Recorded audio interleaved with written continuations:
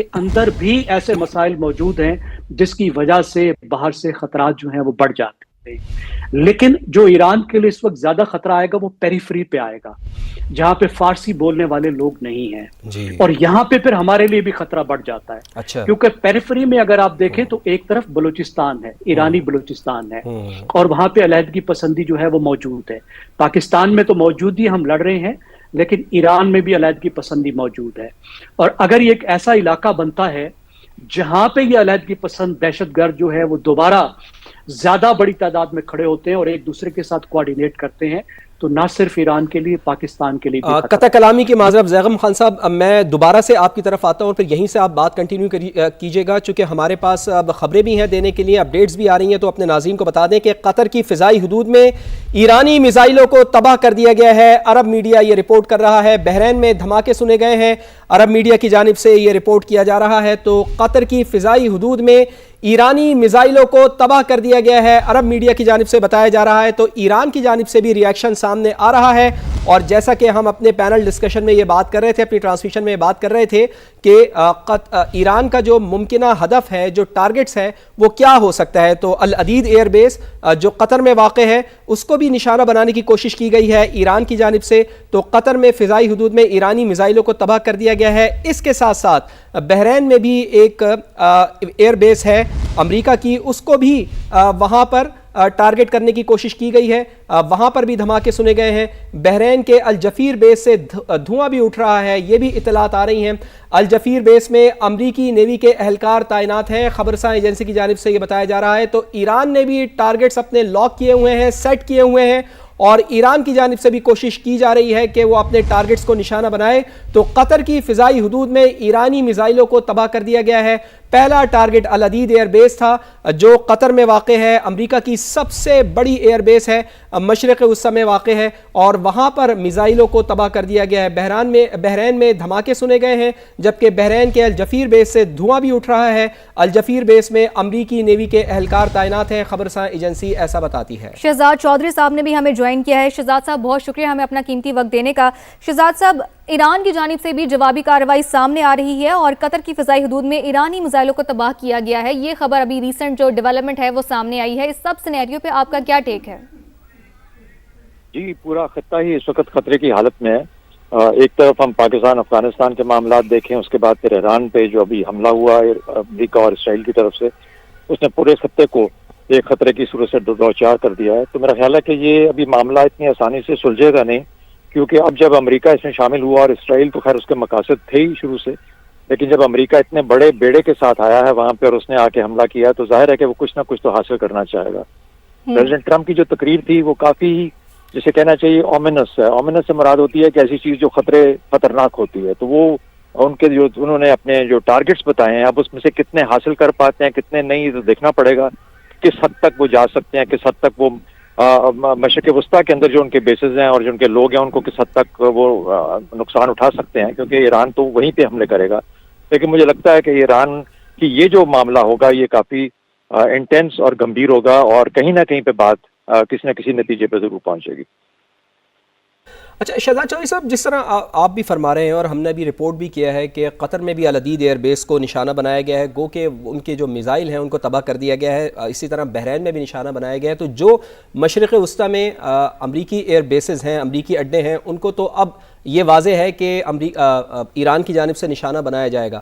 تو ایسے میں اب جو ایران کے ساتھ مشرق وسطیٰ کے ان ممالک میں جہاں پر یہ بیسز قائم ہیں, ان کے ساتھ تعلقات کس حد تک متاثر ہو سکتے ہیں ایران کے پرٹیکولرلی؟ مشرق وسطیٰ کے جو یہ ممالک ہیں یہ بڑے کلیئر ہیں کہ یہ ایران کے ساتھ کسی ڈائریکٹ جنگ میں الجھنا نہیں چاہیں گے, اور نہ ہی یہ چاہتے ہیں. ان کا جو سفر ہے وہ عام طور پر معاشی سفر ہے, اور صرف یہ ہے کہ اپنے جو حفاظتی حصار ہے اس کو قائم رکھا جائے اپنی سلطنتوں کے لیے. تو یہ تو ان کا جو مین مقصد یہ ہے, یہ کسی جنگ میں الجھنا نہیں چاہیں گے.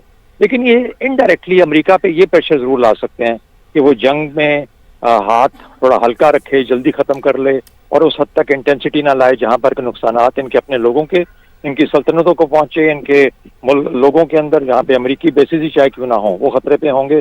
لیکن جب حملے آئیں گے تو ظاہر ہے کہ وہ کہیں نہ کہیں پہ تو ان کے اپنے لوگوں کو اور اپنے بزنسز کو, اپنے چیزوں کو بھی نقصان پہنچے گا. تو میرا خیال ہے کہ یہ پریشر ایران بلڈ اپ کرنے کی کوشش کرے گا مشرق وسطیٰ میں. مشرق وسطیٰ کے ممالک میرا خیال ہے اس سے زیادہ اور کچھ نہیں کہ وہ ڈپلومیٹک پریشر امریکہ پہ جنریٹ کریں گے کہ ذرا لیکن شہزاد چودھری صاحب جو اہداف مقرر کیے ہیں ڈونلڈ ٹرمپ نے، تو آپ سمجھتے ہیں کہ اس کو دیکھتے ہوئے آپ کو لگتا ہے کہ اتنی جلدی کامیابی حاصل ہو جائے گی امریکہ کو؟ اچھا، پہلی بات تو یہ ہے کہ ضروری نہیں کہ امریکہ ان مشرق وسطیٰ کے ممالک کی بات مانے. ظاہر ہے نہیں مانے گا. اتنی بڑی طاقت دنیا کی اور اتنی بڑی فوج لے کے بیٹھا ہوا ہے پرشین گلف کے اندر، تو وہ جب لے آیا سب کچھ تو اب بغیر کچھ حاصل کیے تو یہاں سے جائے گا نہیں.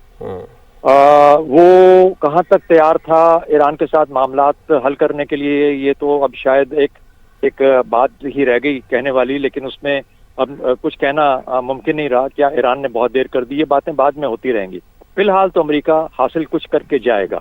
اب وہ کس قسم کی معاملات ہیں، کیا اس کے اندر تباہی ہے میزائل بیسز کی، میزائل جہاں پہ بنتے ہیں ان جگہوں کی، اور باقی جس طریقے سے جسے کہتے ہیں کہ کمزور کرنا، ان کی نیوی کو ختم کرنا، یہ چیزیں جو اس نے بتائی ہیں، تو یہ سب چیزیں اپنے طور پہ ہیں، موجود ہیں.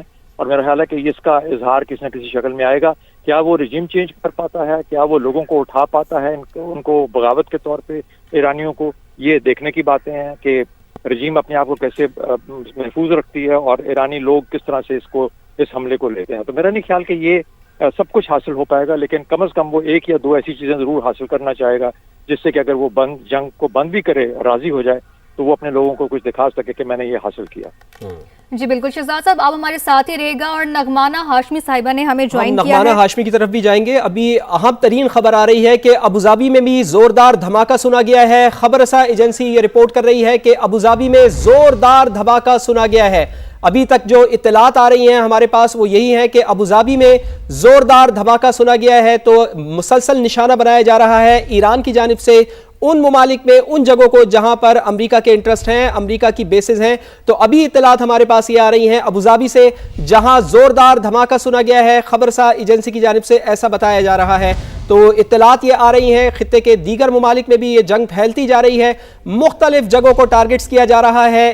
ایران میں ایران کی جانب سے، چونکہ ایران کے اوپر پہلے حملہ ہوا اور اب ایران کی جانب سے بھی رد عمل سامنے آیا، اور ہم یہ دیکھ رہے ہیں کہ ابوظہبی میں بھی زوردار دھماکہ سنا گیا ہے. تو اس سے متعلق آپ کو آگاہ رکھیں گے. گفتگو کا سلسلہ آگے بڑھاتے ہیں. نغمانہ ہاشمی صاحبہ سابق سفارتکار بھی ہمیں جوائن کر چکی ہیں. نغمانہ ہاشمی صاحبہ، بہت بہت شکریہ آپ کے وقت کے لیے.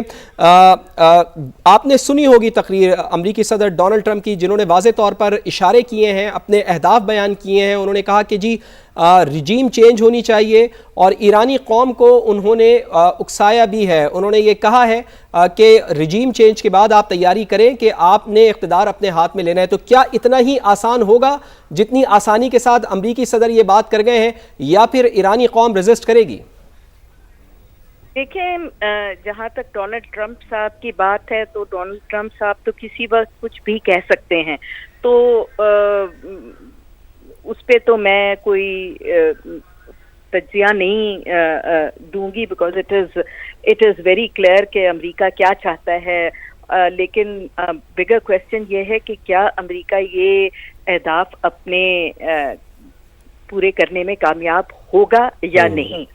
اور میرے خیال سے اس وقت سب سے زیادہ دار و مدار اس بات پہ ہے کہ ایران اب کتنی قوت کے ساتھ اپنی کیپیبلٹیز شو کرتا ہے اور جواب دیتا ہے. کیونکہ ایران کانسٹنٹلی پچھلے اٹیک کے بعد سے، پچھلے سال سے کہہ رہا ہے کہ ہمارے پاس کیپیبلٹی ہے، اور اگر ہم پہ حملہ ہوا تو ہم بھرپور طریقے سے اپنا نہ صرف دفاع کریں گے بلکہ کاؤنٹر اٹیک کریں گے، اور اسرائیل کو بھی ٹارگٹ کریں گے. اور نغمانہ ہاشمی صاحبہ سے ہمارا رابطہ منقطع ہوا ہے. زیغم خان صاحب کی طرف چلتے ہیں. زیغم خان صاحب، ہم دیکھ رہے ہیں کہ مسلسل ٹارگٹس اب کیا جا رہا ہے ایران کی جانب سے. امریکی ایئر بیسز کو نشانہ بنایا جا رہا ہے، جس میں ہم نے دیکھا کہ العدید ایئر بیس پر انہوں نے اٹیک کیا. اس کے ساتھ ساتھ ابوظہبی میں بھی اٹیک ہوا ہے اور بحرین میں بھی اٹیک ہوا ہے. تو ٹارگٹ سیٹ ہیں ایران کی جانب سے.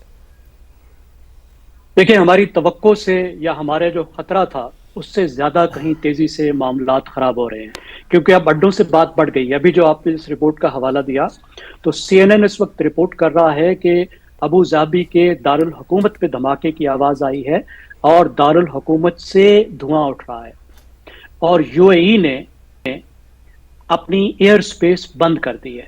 اب آپ دیکھیے UAE جو ہے وہ کتنا بڑا ایک اکنامک ہب ہے، पूरे रीजन का भी, मिडिल ईस्ट का भी और दुनिया का भी, और फिर ऑयल के हिसाब से भी। इसका मतलब ये है कि फौरी तौर पर एक तो अब मईशत जो है, पूरी दुनिया की मईशत, उसमें इसके शॉक वेव्स आएंगे फौरी तौर पर स्टॉक मार्केट में। दूसरा ये है कि जो ऑयल मार्केट है उस पर फौरी तौर पर इसमें शॉक वेव्स उस पर भी आएंगे, और ऑयल की जो प्राइस है उसमें फौरी तौर पर एक स्पाइक आ सकता है। फिर इसी से रिलेटेड आप देखिए कि पाकिस्तान के कितने बड़े वर्कर्स इस रीजन में काम करते हैं, तो खतरात पूरी दुनिया के लिए, दुनिया की मईशत के लिए, रीजन की सिक्योरिटी के लिए, खुद पाकिस्तान की मईशत के लिए अब वाज़ेह होने लगे हैं, क्योंकि लग रहा है कि ईरान ये समझ रहा है कि ये बहुत ही एक खतरनाक मामला है, और रजीम चेंज की जो इशारे दिए सदर ट्रंप ने, उसके बाद ईरान फौरी तौर पर लगता है कि एक पूरी कुव्वत से रिएक्ट कर रहा है, ताकि वो फौरी तौर पर ही कोई ऐसा